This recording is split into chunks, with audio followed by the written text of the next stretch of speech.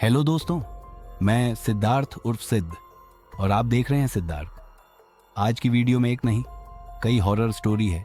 कुछ ऐसी जो लोगों ने खुद महसूस की और कुछ जो अब भी रहस्य से बनी हुई है। हर कहानी अलग है, हर डर नया है। हम ये वीडियो पूरी मेहनत, रिसर्च और दिल से बनाते हैं। लेकिन अगर आपको लगता है कि हमारी आवाज़, वीडियो की क्वालिटी या कहानी कहने का तरीका और भी बेहतर होना चाहिए, तो उसके लिए हमें आपके सपोर्ट की ज़रूरत है। डिस्क्रिप्शन में दी गई यूपीआई आईडी से आप हमें सपोर्ट कर सकते हैं। आपका छोटा सा योगदान भी हमें बेहतर वीडियो क्वालिटी और रिसर्च के लिए मदद कर सकता है। और प्लीज़ चैनल को सब्सक्राइब करना मत भूलिए। आप लोगों का साथ ही हमें आगे बढ़ाता है।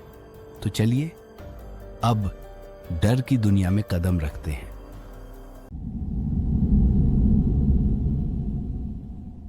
हमें बचपन से सिखाया जाता है कि लालच बुरी बला है, मगर बड़े होते होते हमें ये सब बातें बकवास लगने लगती हैं। आज की कहानी इसी बारे में, कैसे इंसान की लालच उसे एक अंधेरे में खींच लेती है। मयंक एक मल्टीनेशनल कंपनी में ब्रांच मैनेजर था। नौकरी में बहुत व्यस्त रहता था, लेकिन उस दिन कुछ अलग ही था। ऑफिस में मीटिंग देर तक खिंच गई और जब वह घर के लिए निकला तब तक रात काफी हो चुकी थी। ठंड का मौसम था और सड़कों पर कोहरा धीरे धीरे फैलने लगा था। हल्की हल्की हवा में कुछ अजीब सी नमी थी, जैसे कहीं दूर से बारिश आने वाली हो या जैसे कहीं कुछ बुरा होने वाला हो। सड़कें खाली थीं, सिर्फ उसके जूतों की आहट और उसकी सांसों की आवाज साथ चल रही थी। अचानक उसे लगा कि कोई उसके पीछे पीछे चल रहा है। वह रुक गया, चारों ओर निगाह दौड़ाई, कोई नहीं। फिर अचानक एक धीमी लेकिन साफ आवाज हवा में गूंजी, रुक जाओ। मयंक का दिल जैसे रुक गया हो, उसकी धड़कनें बढ़ गईं। उसने झटके से पीछे मुड़कर देखा, लेकिन वहां सिर्फ धुंध थी और एक सुनसान सड़क। फिर वही आवाज फिर से आई, इस बार सामने से, सामने देखो। कांपते हुए उसने धीरे धीरे निगाहें सामने की ओर बढ़ाई। कुछ कदम दूर जमीन पर कोई चीज चमक रही थी। नीली सी रोशनी उसमें से निकल रही थी, जैसे वो कोई साधारण चीज नहीं बल्कि किसी और दुनिया की हो। वो डरते डरते उस ओर बढ़ा। जमीन पर पड़ा वो चमकता हुआ टुकड़ा हीरा था, एकदम पारदर्शी, लेकिन उसमें से एक अजीब सी रोशनी निकल रही थी। मयंक ने उसे उठाया। वो एक पल के लिए हिचका भी, लेकिन जैसे किसी जादू ने उसकी उंगलियों को खींच लिया हो। हीरे को छूते ही उसके कानों में एक फुसफुसाती आवाज गूंजी, अगर तुम्हें और हीरे चाहिए तो इस जमीन को खोदो, जमीन के नीचे खजाना छिपा है। मयंक की आंखों में लालच चमक उठा। उसने हीरा जेब में डाला और झट से एक पत्थर की मदद से जमीन खोदनी शुरू कर दी। हवा अचानक और ठंडी हो गई। ऐसा लग रहा था जैसे पूरी दुनिया चुप हो गई हो, सिर्फ मिट्टी के टूटने की आवाज। करीब 2 फीट खुदाई के बाद उसकी उंगलियां किसी सख्त चीज से टकराईं। वो उत्साह में थोड़ा और खोदने लगा और तभी हा, मयंक की चीख निकल गई। जो चीज जमीन से निकली थी वो हीरा नहीं, एक इंसान का कटा हुआ सिर था। उसकी आंखें खुली थीं, मुंह थोड़ा खुला और कुछ बोलने को तैयार लग रहा था। अचानक वो सिर हवा में उठ गया और बोला, डरो मत, मैं तुम्हें नुकसान नहीं पहुंचाऊंगा अगर तुम मेरी बात मानो। मयंक की सांसें रुक सी गई थीं, उसकी टांगें कांप रही थीं, लेकिन उसने सिर की बात सुनने का फैसला किया। वह सिर धीरे धीरे हवा में उड़ता हुआ जंगल की ओर बढ़ने लगा। मयंक जैसे किसी सम्मोहन में उसके पीछे पीछे चल पड़ा। जंगल घना और रहस्यमय था। पेड़ों के बीच से एक अजीब सी नीली रोशनी छनकर आ रही थी। हवा में कुछ फुसफुसाहटें थीं, जैसे कोई पुराने जमाने की भाषाओं में मंत्र बुदबुदा रहा हो। करीब 1 किलोमीटर चलने के बाद वह सिर एक जगह रुक गया और बोला, यहां जमीन के नीचे मेरा शरीर है, खोदो और तुम्हें अमूल्य खजाना मिलेगा। मयंक ने फिर खोदना शुरू किया। इस बार मिट्टी काली और गीली थी, जैसे उसमें खून मिला हो। थोड़ी ही देर में एक सड़ा गला धड़ निकला। वही सिर मुस्कुराया और बोला, अब आखिरी काम, एक लोटा खून चाहिए, तभी मैं पूर्ण हो सकूंगा, तभी खजाना तुम्हारा होगा। मयंक ने कांपते हुए पूछा, खून? कहां से लाऊं मैं खून? सिर बोला, वो सामने जो आदमी जा रहा है उसका खून ले आओ। मयंक की सांसें तेज हो गईं। वो कुछ कदम पीछे हट गया। नहीं, मैं किसी को मार नहीं सकता। अगर नहीं मारा तो तुम्हारा परिवार मरेगा, तुम्हारा सब कुछ छिन जाएगा। सिर ने हवा में से एक छुरी और लोटा प्रकट किया। उसकी आंखें अब लाल हो चुकी थीं। मयंक की आंखों के सामने उसकी पत्नी, बच्चे और बूढ़े माँ बाप का चेहरा घूम गया। वह कांपता हुआ उस आदमी के पास गया और हिचकते हुए छुरी घुमा दी। उस आदमी की आंखें खुली की खुली रह गईं। खून की धार बह निकली। मयंक ने रोते हुए लोटे में खून भरा और सिर की ओर गया।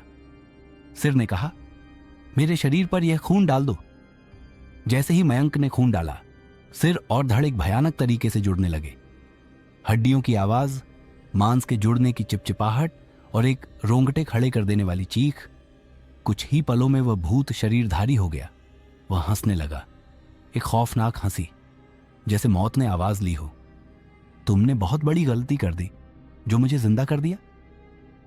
अब मैं इस पूरे शहर को मौत के घाट उतार दूंगा। मयंक पीछे हटने लगा, लेकिन उसका पैर फिसल गया और वो जमीन पर गिर पड़ा। भूत बोला, मुझे भूख लगी है, अब मैं तुम्हारा मांस खाऊंगा। भूत ने छलांग लगाई। मयंक आंखें बंद करने ही वाला था कि भूत का सिर फिर से धड़ से अलग हो गया। मयंक ने आंखें खोली। सामने एक अघोरी बाबा खड़े थे। चारों ओर हवा थम चुकी थी। सिर्फ एक मंत्र गूंज की हल्की आवाज थी। बाबा बोले, जब तुम खून लेकर जा रहे थे तभी मैंने तुम्हें देख लिया था। मुझे समझ में आ गया था कि तंत्र का कोई दुष्ट खेल चल रहा है। मैं तुम्हारे पीछे आया और सही समय पर मंत्र से उसे फिर से मार डाला। मयंक फूट फूट कर रो पड़ा। बाबा ने उसके सिर पर हाथ रखकर कहा, अब डरने की जरूरत नहीं है। यह अध्याय समाप्त हो चुका है।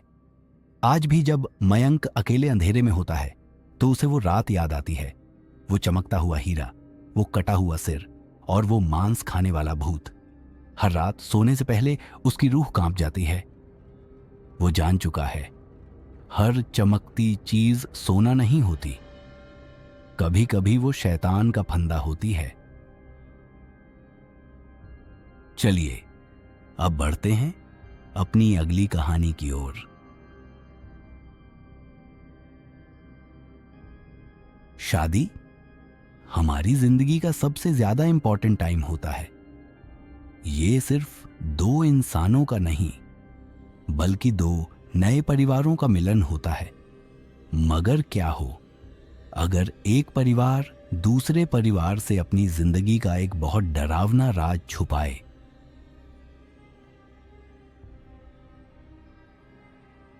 मैंने सोचा था कि शादी एक नई शुरुआत होती है, लेकिन मेरे लिए यह एक खौफनाक अंत की शुरुआत थी। मेरा नाम अनामिका है। आज मैं पुणे में एक सामाजिक कार्य करता हूँ। घरेलू हिंसा की शिकार महिलाओं की मदद करती हूँ। लेकिन कभी मैं भी एक शादीशुदा औरत थी जो पटना के एक सम्मानित परिवार की बहू बनकर वहां पहुंची थी, अनजान उस रहस्य से जो मेरे पति के साथ घर में सांस लेता था। शादी के पहले कुछ महीने सपने जैसे थे। मेरे पति आदित्य समझदार, सुलझे हुए और मेरे हर ख्याल का ध्यान रखने वाले इंसान लगे। लेकिन कुछ ही हफ्तों में मैंने उनके स्वभाव में एक अजीब सी दोहरी परछाई देखनी शुरू की। रात के समय जब वो सोते थे तो कभी कभी गहरी सांसें लेते हुए कुछ बड़बड़ाते, अब छोड़ दो मुझे क्यों सताती हो, मैंने तुम्हारा क्या बिगाड़ा। मैंने पहली बार सोचा शायद बुरे सपनों की वजह से है, लेकिन जब यह हर रात होने लगा तो डर मेरे अंदर घर करने लगा। एक रात उनकी आंखें अचानक खुली और वो मेरी तरफ देखकर गुर्राए, तू अब उसकी जगह ले चुकी है। उनकी आंखें लाल थीं, चेहरा जैसे किसी और का था। मैं कांप गई। आदित्य, ये तुम क्या कह रहे हो? लेकिन अगले ही पल वो जैसे होश में लौटे और बोले, क्या कहा मैंने? मुझे कुछ याद नहीं। मैंने जब अपनी सास से पूछा तो उन्होंने हिचकिचाते हुए बताया कि आदित्य की पहले सगाई हो चुकी थी। उस लड़की का नाम स्नेहा था। रिश्ता टूटने के कुछ हफ्तों बाद उसने आत्महत्या कर ली थी, पंखे से लटक कर आदित्य के कमरे में ही। मेरे पैरों तले जमीन खिसक गई। आप लोगों ने ये मुझसे छुपाया? हम डर गए थे, सास बोली। लड़की की आत्मा कभी कभी दिखती थी, लेकिन हमने सोचा कि शादी के बाद सब ठीक हो जाएगा। एक रात 2 बजे आदित्य ने मुझे अचानक झकझोर कर उठाया।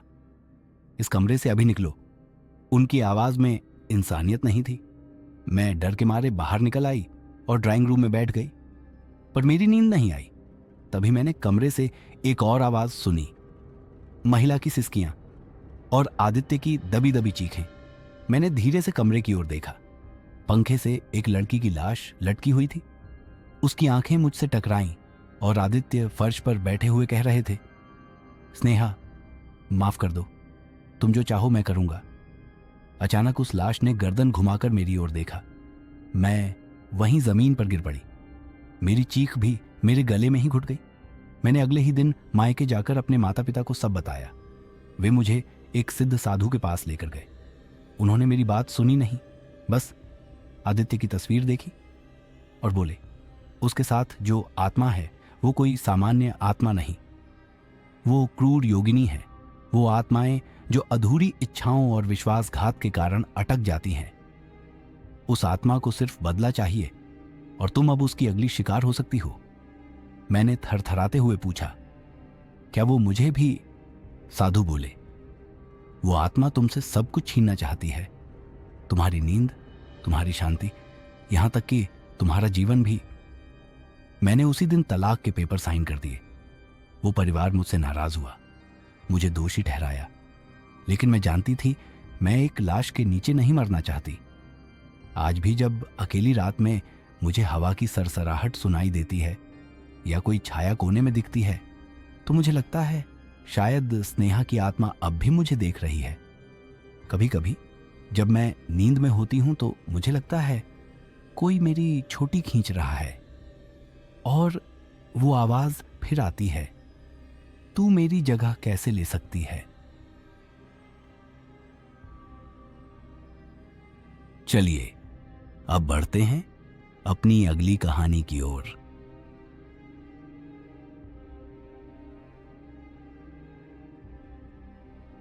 मुंबई शहर। कहा जाता है कि मुंबई शहर कभी नहीं सोता, मगर शहर की कई ऐसी जगह है जहां इंसान अपनी मौत के बाद भी नहीं सोता। वो भटकता रहता है। शायद उसे पता नहीं का कि वो अब इस दुनिया का हिस्सा नहीं रहा, या वो ये बात समझना ही नहीं चाहता। हमारी अगली कहानी इसी बारे में है। यह कहानी महेंद्र दीवान की है।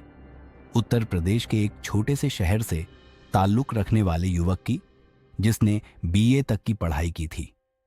स्वभाव से मिलनसार, जिंदगी में थोड़े रोमांच की तलाश में और फेसबुक पर बने एक दोस्त की वजह से मुंबई की यात्रा पर निकला था। उसे क्या पता था कि यह सफर एक ऐसा निशान छोड़ जाएगा जिसे वह ताउम्र नहीं भुला पाएगा। अगर कभी सपनों का शहर देखना हो तो मुंबई जरूर जाना। यही सोचकर महेंद्र ने प्रतीक नाम के दोस्त की फेसबुक इनविटेशन स्वीकार की थी। प्रतीक का घर स्टेशन के पास था। मीरा रोड की भीड़भाड़ और ट्रेनों की आवाजों के बीच एक साधारण 2 मंजिला मकान। पहले 2 दिन शानदार रहे। उसने जुहू बीच की हवा में खुलकर सांस ली, गेटवे ऑफ इंडिया की भीड़ देखी और महालक्ष्मी मंदिर में माथा टेका।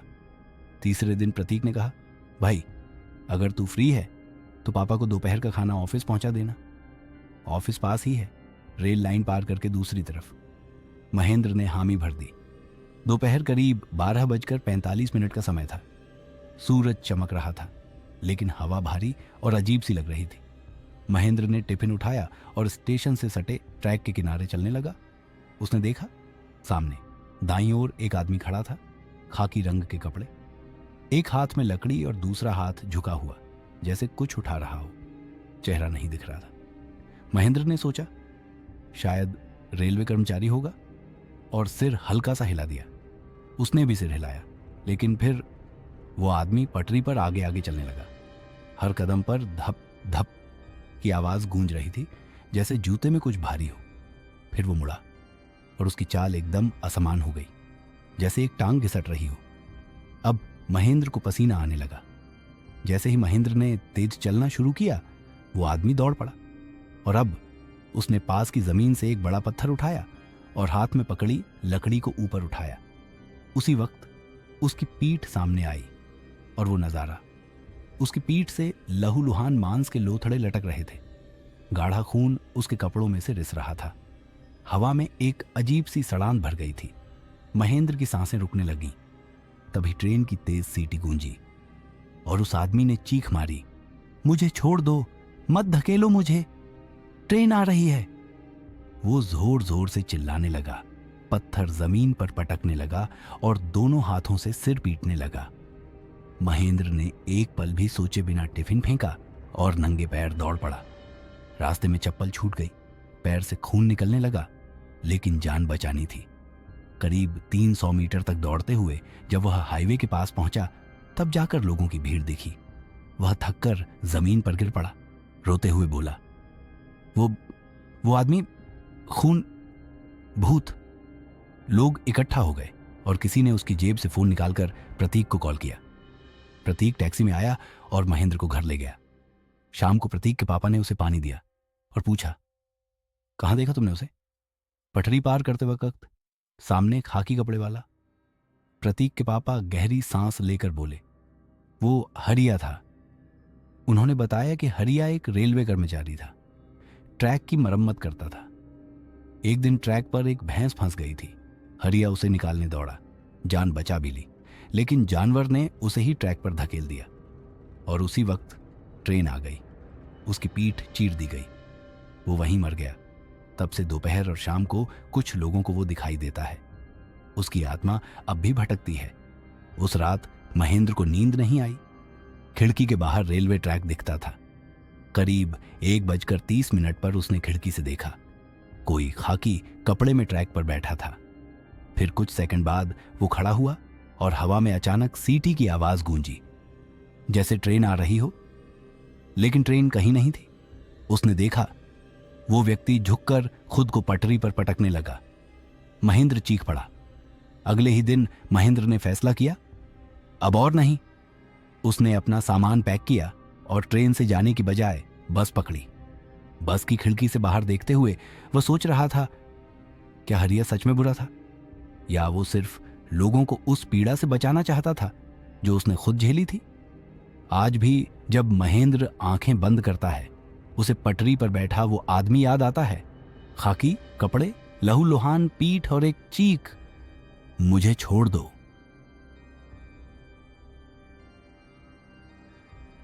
चलिए अब बढ़ते हैं अपनी अगली कहानी की ओर। आई एम श्योर आप में से कई लोगों के पेरेंट्स की ऐसी जॉब होगी जिसमें उनके ट्रांसफर होते रहते होंगे, जिसकी वजह से आपको कई घर बार बार चेंज करने पड़ते होंगे। मगर क्या हो अगर आपको अपने नए घर में कुछ ऐसा महसूस हो जो कोई न समझ सके।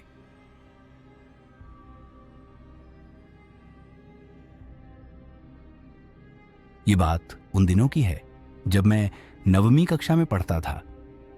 मेरी उम्र 14 साल थी। हम एक छोटे से परिवार में रहते थे, मम्मी, पापा, मेरी छोटी बहन और मैं। मेरे पापा गवर्नमेंट की नौकरी करते थे, इसलिए हमें हर कुछ साल में सरकारी क्वार्टर्स बदलने पड़ते थे। जब पापा का प्रमोशन हुआ तब हमें एक बड़ी कॉलोनी में एक नया फ्लैट मिला। उस घर में जाते ही मुझे बहुत खुशी हुई थी, क्योंकि पहली बार मुझे एक अलग कमरा मिला था। मैंने अपने कमरे को अपने मनपसंद पोस्टर्स से सजाया था। दीवारों पर सुपर हीरो के पोस्टर, एक छोटा सा स्टडी टेबल और एक कोना जहां मेरी किताबें रखी थी। लेकिन उस खुशी में एक अनजाना डर छिपा हुआ था, जिसकी भनक मुझे पहले दिन से ही लगने लगी थी। जैसे ही हम उस फ्लैट में शिफ्ट हुए, मुझे वहां अजीब सी बेचैनी महसूस होने लगी। दिन में तो सब सामान्य लगता, लेकिन जैसे ही रात होती, घर की दीवारें कुछ कहने लगती थीं। मुझे देर रात टीवी देखने की आदत थी, क्योंकि सरकारी चैनल रात में पुरानी फिल्में दिखाता था। मम्मी, पापा और बहन जल्दी सो जाते थे। एक रात मैं अकेले अपने कमरे में टीवी देख रहा था कि अचानक रसोई की तरफ से हल्की हल्की आवाज़ें आने लगी। पहले मुझे लगा कि मम्मी पानी पीने उठी होंगी, लेकिन जैसे ही आवाज़ दोबारा आई मैंने टीवी का वॉल्यूम थोड़ा कम किया। फिर कुछ मिनट बाद छन छन छन, ये किसी औरत की भारी पायल की आवाज़ थी, जैसे वो धीरे धीरे कमरे के पास आ रही हो। मैंने टीवी बंद कर दिया और ध्यान से सुनने लगा। वो आवाज़ 3 से 4 सेकंड तक आती, फिर अचानक गायब हो जाती, फिर कुछ मिनटों बाद दोबारा शुरू हो जाती। छन छन छन। मेरा शरीर ठंडा पड़ गया और पसीना माथे से टपकने लगा। मैं समझ नहीं पा रहा था कि ये असली था या सपना। जब तीसरी बार आवाज़ आई तो वो इतनी नज़दीक थी जैसे मेरे कमरे के ठीक बाहर कोई चल रहा हो। मैंने कांपते हुए दरवाज़ा खोला। वहाँ कुछ नहीं था, लेकिन आवाज़ अब मेरे सामने थी, जैसे कोई अदृश्य स्त्री मेरी ओर बढ़ रही हो। और फिर उस गंध, एक अजीब सड़ी गली चीज़ की दुर्गंध जैसे किसी पुराने कुएं से आती है। हवा रुक गई थी, सब कुछ ठहर सा गया था। मैं भागकर मम्मी पापा के कमरे में गया और उन्हें जगाया। मैंने सब कुछ बताया, लेकिन पापा ने मुझे डांट कर वापस सुला दिया। उस रात मैं उनके कमरे में ही सो गया। इसके बाद भी वो आवाज़ हफ्तों तक सुनाई देती रही, कभी 10 बजे, कभी आधी रात, कभी कभी तो सुबह 3 बजे भी। डर की बात यह थी कि वो आवाज़ सिर्फ मुझे ही सुनाई देती थी, किसी और को नहीं। धीरे धीरे मुझे उसकी आदत सी हो गई थी, लेकिन मन में एक अजीब भय हमेशा बना रहता। 8 से 9 महीने बाद हमें दूसरा फ्लैट मिला और हम वहाँ शिफ्ट हो गए। पुराने फ्लैट में एक जान पहचान वाला परिवार रहने आया। उनका बेटा मेरा अच्छा दोस्त था। कुछ हफ्तों बाद उसके पापा हमारे घर आए और एक सवाल पूछा, क्या आपको उस फ्लैट में कभी पायल की आवाज़ सुनाई देती थी? मेरे रोंगटे खड़े हो गए। वो भी वही आवाज़ सुन चुके थे। अब मम्मी पापा को भी यकीन हुआ कि मैं झूठ नहीं बोल रहा था। उन्होंने बताया कि उस घर में रात को पूजा करते समय दिए अपने आप बुझ गए थे और उनकी बहन को नींद में चलते हुए देखा गया था। उन्होंने वहां पूजा पाठ करवाया और एक तांत्रिक को बुलाया, जिसने बताया कि उस घर में एक नहीं 6 आत्माएं हैं, सभी औरतें जिन्होंने किसी जमाने में एक ही परिवार से ताल्लुक रखा था और जिनकी सामूहिक हत्या हुई थी। वो सब आज भी किसी के आने का इंतजार कर रही हैं। तांत्रिक ने कहा था, अब इस घटना को 14 साल हो चुके हैं। मैं बड़ा हो गया हूं, लेकिन जब भी मैं किसी चुप रात में बिस्तर पर लेटता हूं, मुझे लगता है कि कोई धीरे धीरे मेरी ओर आ रहा है। और फिर छन छन छन। चलिए अब बढ़ते हैं अपनी अगली कहानी की ओर। कभी कभी पुराने मंदिरों की दीवारें सिर्फ पूजा की गूंज नहीं, बल्कि छुपी हुई चीखें भी समेटे होती हैं। जब एक दोस्त अमेरिका से लौटकर अपने बचपन के यार से मिलता है, तो उन्हें लगता है कि ये मुलाकात सिर्फ मस्ती और यादों से भरी होगी। लेकिन एक रात जब वो मंदिर की तरफ कदम बढ़ाते हैं, तो लौटते हैं 2 इंसान, लेकिन आत्मा कांप उठती है। ये कहानी है उस मंदिर की जहां सवाल नहीं उठते, सिर्फ सन्नाटा उतरता है।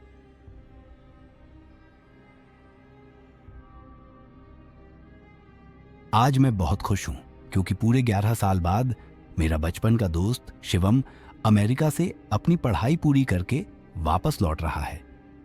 उसने भौतिक विज्ञान में पीएचडी की है और हमेशा कहता था कि दुनिया में जो कुछ भी होता है उसके पीछे कोई ना कोई वैज्ञानिक तर्क जरूर होता है। लेकिन जो कुछ उस रात हुआ, उसके आगे उसकी सारी भौतिकी फेल हो गई। शिवम जैसे ही मेरे घर पहुंचा, वैसे ही मुझे गले लगा लिया। उसकी आंखों में जो चमक थी, वो देखकर मैं बहुत भावुक हो गया। अरे शिवम, अचानक?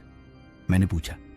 सरप्राइज देना था, इसीलिए बताया नहीं, उसने हंसते हुए जवाब दिया। हमने खूब बातें की, पुरानी यादें ताज़ा की। शाम को मैंने उससे कहा, रात को तू यहीं रुकेगा और खाना यहीं खाएगा, फिर चलते हैं एक जगह। रात को खाना खाकर हम दोनों बाइक पर निकले। हवा में हल्की ठंड थी। मैं उसे गांव के बाहर एक पुराने मंदिर में ले गया जो वर्षों से बंद पड़ा था। ये क्या जगह है? शिवम ने हैरानी से पूछा। पुराना शिव मंदिर है, सुना है यहाँ कुछ असामान्य होता है, मैंने धीमे से कहा। शिवम हंसने लगा। ओह, तो आज मुझे डराने का प्लान है? नहीं यार, मैंने गंभीर होकर कहा। इस जगह के बारे में बहुत सी अफवाहें हैं। लोग कहते हैं कि यहाँ आत्माएं रहती हैं। कई लोगों ने यहाँ रात में अजीब आवाजें सुनी हैं। हमने मंदिर की टूटी फूटी सीढ़ियों से अंदर जाना शुरू किया।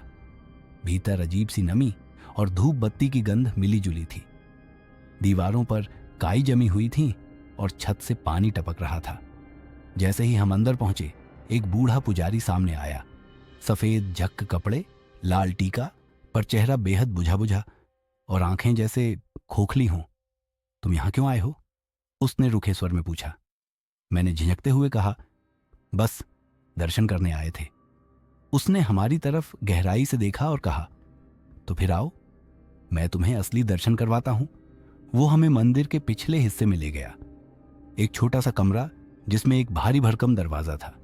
जैसे ही हम अंदर गए, उसने दरवाजा जोर से बंद कर दिया। हम दोनों डर के मारे चौंक उठे। कमरे में अजीब सी गंध थी, सड़ी मांस जैसी। फर्श पर काले घेरों वाले निशान थे, जैसे किसी ने वहां कुछ जलाया हो। दीवारों पर अजीब संस्कृत में कुछ लिखा हुआ था, पर उसमें से एक शब्द साफ दिख रहा था, बले। तभी अचानक कमरे में दो और लोग आ गए, लंबे काले चोगे पहने हुए, और उनके चेहरे ऐसे जैसे खाल खिंच गई हों। उनकी आंखों में पागलपन चमक रहा था। तुम्हें चुना गया है, उन दोनों ने एक साथ कहा। शिवम हंसने लगा। ये कोई प्ले कर रहे हो क्या? मैं भी सोच में पड़ गया। ये सपना है या रियल? लेकिन तभी एक ने हाथ में एक हड्डियों की माला निकालकर हमें दिखाया और कमरे में रखा दीपक अपने आप बुझ गया। अब शिवम का चेहरा भी पीला पड़ चुका था। तीनों ने मिलकर किसी अजीब भाषा में मंत्र पढ़ना शुरू किया। दीवारें कांपने लगीं, जमीन से काली छायाएं निकलने लगीं और हमारे चारों तरफ एक हल्का धुंधलापन छा गया। शिवम ने कांपती आवाज में कहा, ये साइंटिफिकली एक्सप्लेनेबल नहीं है। मैं चिल्ला उठा, हमें जाने दो। लेकिन वो तीनों बस मुस्कुरा रहे थे। तभी अचानक बाहर से जोर की खटखटाहट हुई। मंदिर के दरवाजे पर किसी ने जोर जोर से आवाज लगाई, पंडित जी, पंडित जी। तीनों अचानक रुक गए, मंत्र रुक गए। फिर वो सब दूसरी दिशा में मुड़कर दीवार में समा गए। सच में दीवार में। हमने दौड़कर दरवाजा खोलने की कोशिश की। इस बार खुल गया। बाहर देखा तो गांव के कुछ लोग खड़े थे और मंदिर का ट्रस्टी भी। हमने उन्हें सब बताया। वो बोले, क्या नशा किया है? इस मंदिर में तो पिछले 10 साल से कोई नहीं आया। ना कोई पुजारी है, ना कोई पूजा होती है। हमने दीवार की ओर इशारा किया, उधर वो लोग। लेकिन दीवार बिल्कुल साफ थी, जैसे वहां कुछ हुआ ही ना हो। जाते जाते मैंने एक बार फिर खिड़की की ओर देखा। वहीं तीनों वहां खड़े थे और इस बार उनके चेहरे पर हल्की सी मुस्कान नहीं, एक शुद्ध भयानक क्रूरता थी।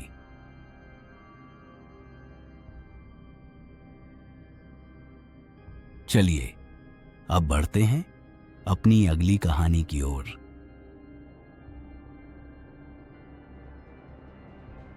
कभी कभी प्यार इतना गहरा होता है कि वो मौत के बाद भी खत्म नहीं होता। यह कहानी एक ऐसे पति की है जो सोचता था कि उसने अपनी पत्नी को हमेशा के लिए खो दिया है, लेकिन कुछ समय बाद उसे एहसास हुआ कि जुदाई शब्द सिर्फ जीवित लोगों के लिए होता है। जब वो अकेला लंदन के होटल रूम में पहुंचा, तब उसे किसी की मौजूदगी महसूस हुई, लेकिन वो कोई जिंदा इंसान नहीं था। और जो आगे हुआ वो उसकी सोच, उसका विश्वास, सब कुछ तोड़ देने वाला था। क्या आत्माएं सच में हमारे आसपास रहती हैं या ये सिर्फ हमारे मन का वहम है? आइए सुनते हैं एक सच्ची कहानी, मां की आत्मा जो मौत के बाद भी अपने परिवार की रक्षा करती रही।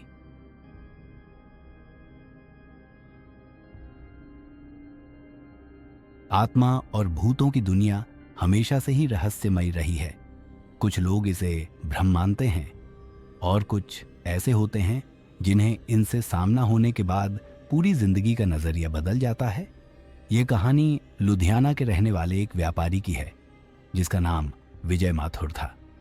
उसका बिजनेस अफ्रीका के नैरोबी शहर में फैल चुका था, इसलिए वह अपनी पत्नी संध्या के साथ वहीं रहने लगा।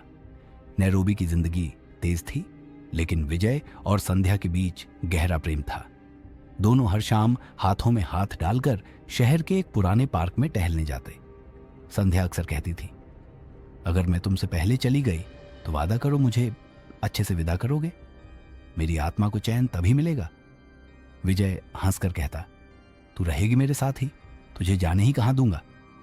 लेकिन किसे पता था कि कुछ ही महीने बाद वो बात सच हो जाएगी।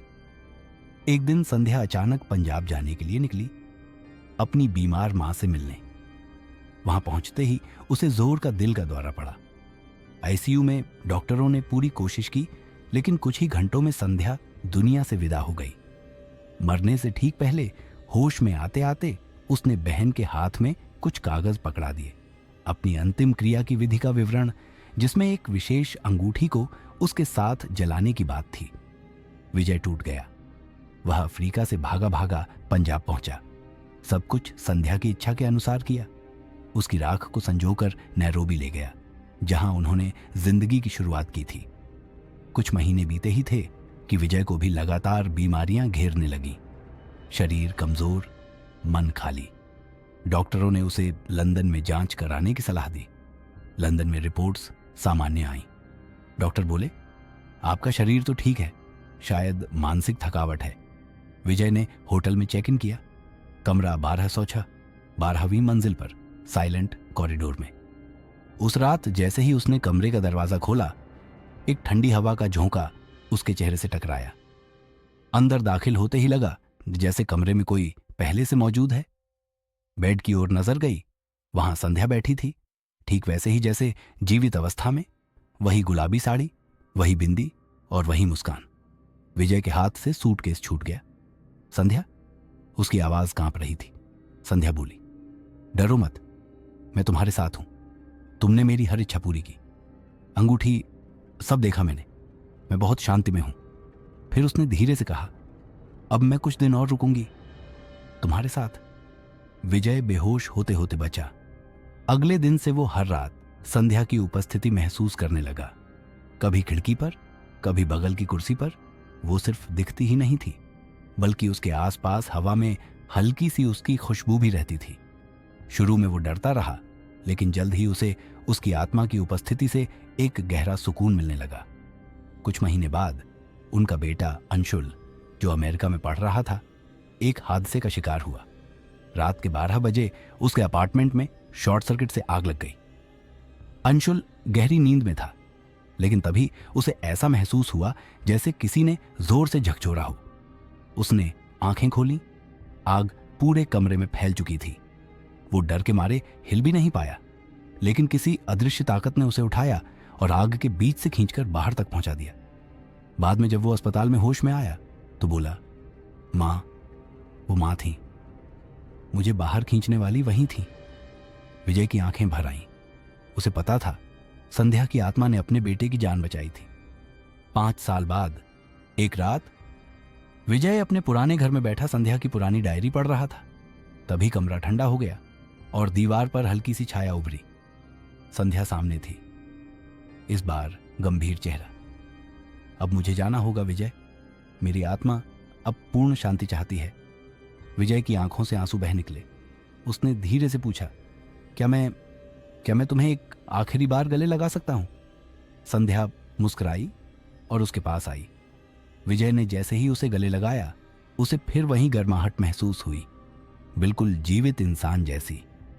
वो लम्हा थम सा गया। अगले ही पल उसका शरीर रोशनी में बदलकर हवा में घुल गया। संध्या चली गई, हमेशा के लिए। लेकिन विजय जानता था, कभी कभी सच्चा प्रेम मृत्यु से भी पार चला जाता है।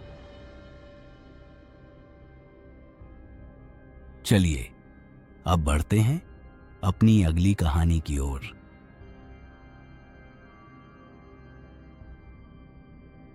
कभी कभी जिंदगी हमें ऐसे मोड़ पर ले आती है जहां किस्मत, भूख और भूत तीनों एक साथ टकरा जाते हैं। ये कहानी एक ऐसे युवक की है जिसने मजबूरी में एक नया शहर चुना, और वहां एक ऐसा ग्राहक मिला जो रोज आता था, सब कुछ खरीदता था, लेकिन उसके जाने के बाद जमीन भी कांप उठती थी। जब उसने एक दिन गलती से उसे भूखा छोड़ दिया, तब शुरू हुआ एक ऐसा खौफनाक खेल। एक रहस्यमयी इंसान जो हर दिन मददगार लगता था, लेकिन क्या वो सच में इंसान था? जानिए क्या हुआ उस दिन, जब एक भटके हुए लड़के की जिंदगी भूख और भूत के बीच फंस गई।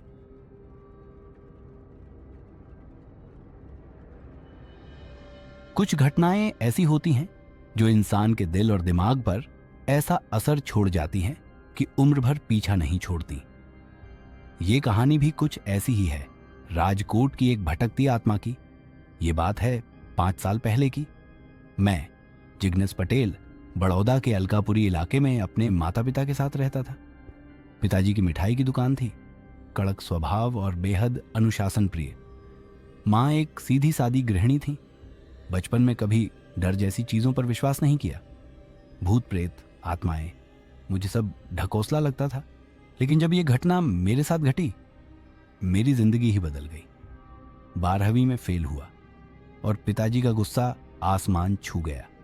उन्होंने मुझे सबके सामने मारा और घर से निकाल दिया। मैं अपने कपड़े और 2000 रुपये लेकर राजकोट भाग गया। एक स्कूल फ्रेंड ने गोंडल रोड पर झोंपड़ी में पनाह दी। किसी ने काम पर नहीं रखा, न डिग्री न हुनर। फिर सोचा क्यों ना वही करूं जो पिताजी करते थे, मिठाई और नाश्ता। मैंने थोड़े पैसे से एक ठेली खरीदी और गोंडल रोड पर एक किनारे लगाकर पूरी शाक और जलेबी फाफड़ा बेचना शुरू किया। 3 दिन बीत गए, ठेले पर कोई नहीं आया। पास की हर लारी पर भीड़ होती थी। मेरी लारी ऐसे खड़ी रहती जैसे वहां कुछ है ही नहीं। दिन भर बैठे बैठे सारा खाना खराब हो जाता। हर रात मैं बिना खाए रोते रोते सो जाता। चौथे दिन दोपहर में थककर मैं ठेले से कुछ दूरी पर एक टूटी हुई दीवार के पास पेशाब करने गया। जैसे ही मैं दीवार के पास पहुंचा, एक अजीब सी ठंडी हवा मेरे कान से गुजरी और मुझे ऐसा लगा जैसे किसी ने मेरी पीठ पर हाथ रखा। अचानक एक आवाज आई, बहुत भारी और गहरी। पानी। बहुत समय बाद पीछे मुड़कर देखा, वहां कोई नहीं था, लेकिन मेरे हाथ पैर सुन्न हो गए। मैं हड़बड़ाकर ठेले की ओर भागा और हैरान रह गया। वहां अचानक भीड़ जमा थी। भीड़ में एक अजीब सा आदमी था, लंबा, बेहद पतला, चेहरे पर छाया जैसी अंधेरी रेखाएं थीं। आंखें इतनी गहरी कि लग रहा था जैसे अंदर कुछ नहीं, सिर्फ शून्यता है। उसने बिना कोई सवाल किए कहा, जो कुछ भी है सब पैक कर दो, मैं सब ले जाऊंगा। फिर जेब से एक मुड़ा तुड़ा नोट निकाला, 2000 रुपए, और मेरी ओर बढ़ा दिया। मैं कांपते हाथों से सारा सामान पैक करने लगा। वो बिना कुछ खाए सब लेकर चला गया, बिना देखे, सीधे उसी दीवार की दिशा में। इसके बाद वो रोज आता, हर बार वही, बिना कुछ बोले सारा खाना खरीदता और पैसे देता, कभी कभी तो जरूरत से 2 गुना। धीरे धीरे मेरी ठेली पर भीड़ लगने लगी। एक रात मैं सोते सोते सोचने लगा, ये कौन है और ये मुझे ऐसा क्यों दे रहा है जब वो खुद खाता भी नहीं। एक रविवार मैं थक गया था और ठेली नहीं लगाई। सोचा थोड़ा आराम कर लूं। अगली सुबह जैसे ही पहुंचा, वो पहले से वहां खड़ा था। उसका चेहरा आज कुछ और ही था। गुस्से में तना हुआ, आंखों में लाली और होंठ हिल नहीं रहे थे, फिर भी आवाज गूंज रही थी, मैंने भूख से मरते समय तुझसे राहत पाई थी और तूने मेरी भूख को नजरअंदाज किया। आज से तेरा चैन छिन गया। मैंने डर के मारे माफी मांगनी चाहिए, लेकिन उससे पहले वो मुड़ा और तेजी से उसी दीवार की ओर गया और गायब हो गया। बाद में उसी इलाके के एक बुजुर्ग ने बताया कि वहां पहले एक गरीब आदमी ठेला लगाता था। लोग उसके पास नहीं आते थे और वो कई बार भूख से तड़पता था। एक बार उसी दीवार के पास उसने जहर खाकर आत्महत्या कर ली। उसके बाद कई ठेले वालों को वहां कुछ मिला, फिर गायब हुए या पागल हो गए और लोग वहां ठेला लगाना छोड़ चुके थे। उस दिन मैं ठेला वहीं छोड़कर भागा और सीधा बड़ौदा पहुंचा। पिताजी के पैर पकड़े और सब कुछ सच सच बता दिया। आज भी जब मैं अकेले में होता हूं या जब कोई दीवार देखता हूं जो वैसी हो, तो मेरे भीतर की चीख बाहर आने को तड़पती है। कभी कभी सपनों में वही चेहरा, वही आवाज गूंजती है, अब मेरी बारी है, अब मैं तुम्हारे पीछे हूं,